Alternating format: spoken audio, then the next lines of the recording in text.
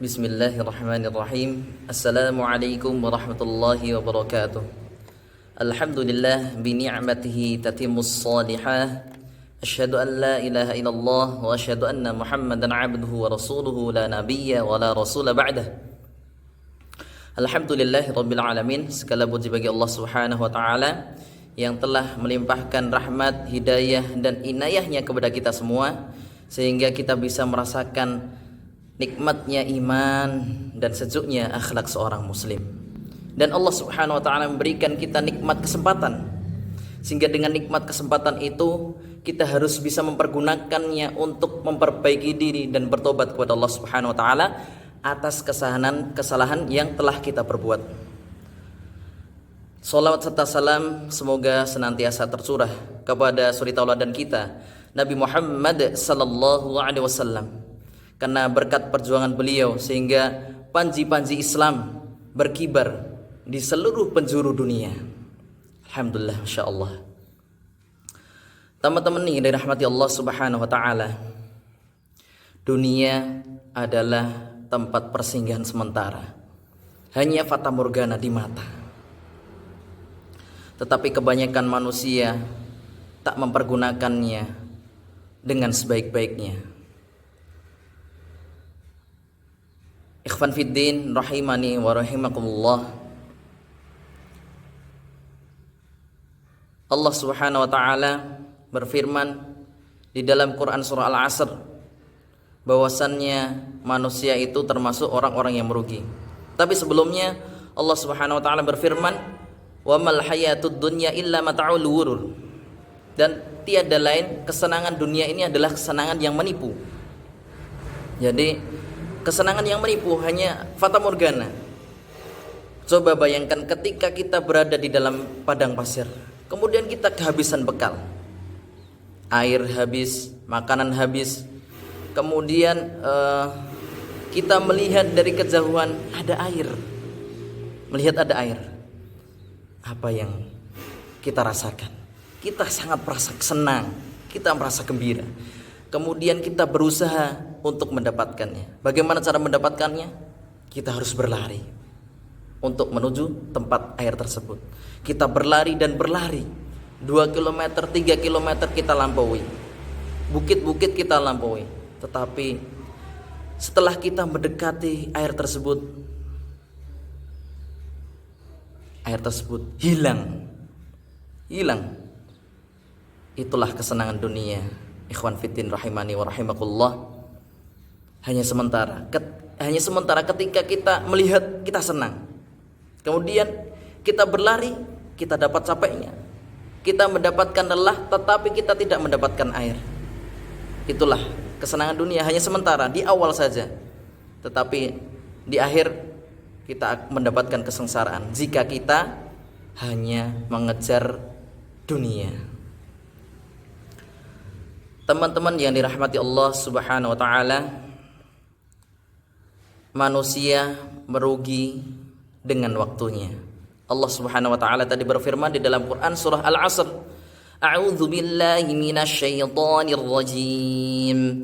Wal 'asr innal insana lafi khusr illal ladzina amanu wa 'amilus solihati wa tawasaw bil haqqi wa tawasaw bis sabr.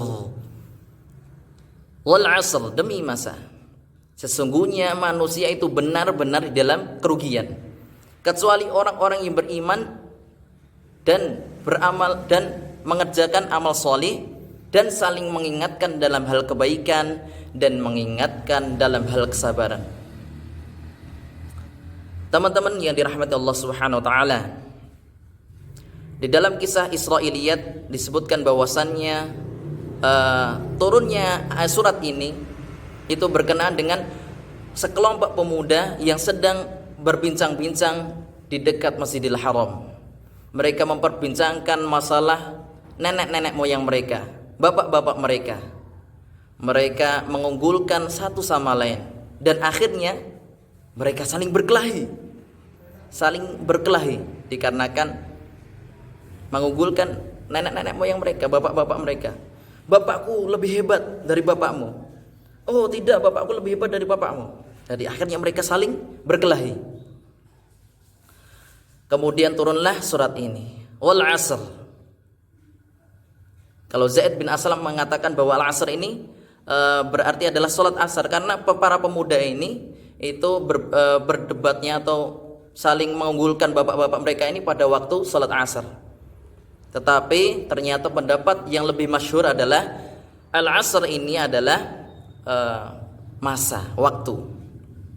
Allah sebutkan wal asr, demi masa. Allah bersumpah dengan nama waktu, karena Allah mengingatkan kepada kita bahwa pentingnya waktu bagi manusia. Pentingnya waktu bagi manusia. Kemudian innal insana lafi khusr, sesungguhnya manusia berada di dalam kerugian. Sesungguhnya manusia berada dalam kerugian.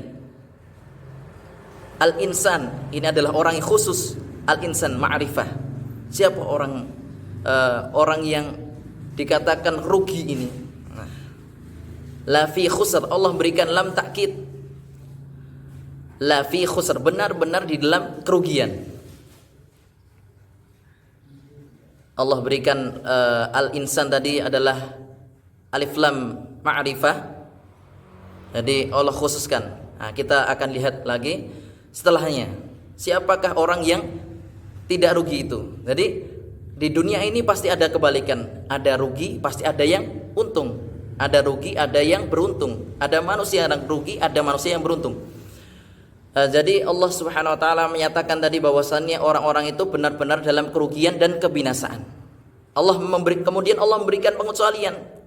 Kecuali illalladzina amanu wa 'amilus solihati, kecuali orang-orang yang beriman.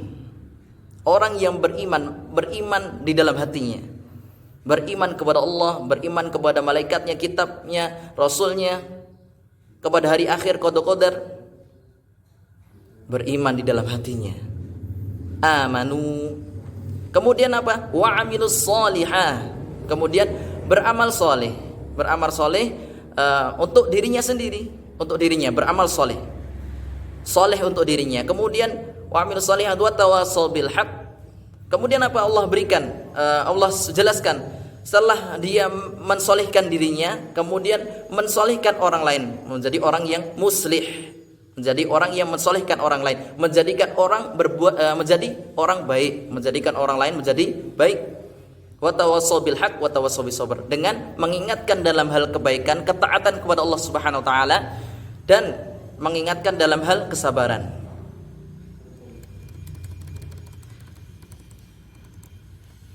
Dalam hal kesabaran, sabar. Apa yang harus kita ingatkan dalam hal kesabaran? Sabar itu ada 3 macam. Yang pertama adalah sabar terhadap ketaatan, untuk menjalankan ketaatan kita kepada Allah Subhanahu wa taala. Kemudian sabar untuk menjauhi kemaksiatan, menjauhi ketidaktaatan kita kepada Allah Subhanahu wa taala, dan sabar terhadap musibah yang menimpa kita. Jadi teman-teman yang dirahmati Allah Subhanahu wa taala, hikmah daripada surat Al-Asr ini adalah di dalam ayat yang pertama, yaitu wal asr, Allah mengingatkan betapa pentingnya waktu. Jadi kita harus mempergunakan waktu yang Allah berikan ini dengan sebaik-baiknya. Mungkin dosa-dosa kita yang telah kita berbuat, amal-amalan buruk yang telah kita berbuat, kita harus memanfaatkan kesempatan ini. Kita gunakan untuk bertaubat kepada Allah Subhanahu wa taala. Kita gunakan kesempatan ini berbuat baik. Wa atbi'is sayyi'atal hasanata tamhuha wa khaliqin nasa bi khuluqin hasanin. Kemudian kita mengimbangi dengan perbuatan baik. Jadi insyaallah taubat kita diterima oleh Allah Subhanahu wa taala. Taubat pertama adalah menyesali atas perbuatan yang telah kita perbuat, kemudian mohon ampun atas kesalahan-kesalahan kita, beristighfar kepada Allah Subhanahu wa taala, tidak melakukan kembali perbuatan-perbuatan dosa kita, kemudian kita imbangi dengan perbuatan baik. Insyaallah taubat kita diterima oleh Allah Subhanahu wa taala. Mungkin itu yang dapat kami sampaikan. Sekiranya ada salah, itu datang dari saya pribadi, dan lebih itu datangnya dari Allah Subhanahu wa taala, dan hanya kepada Allah lah kami memohon ampun.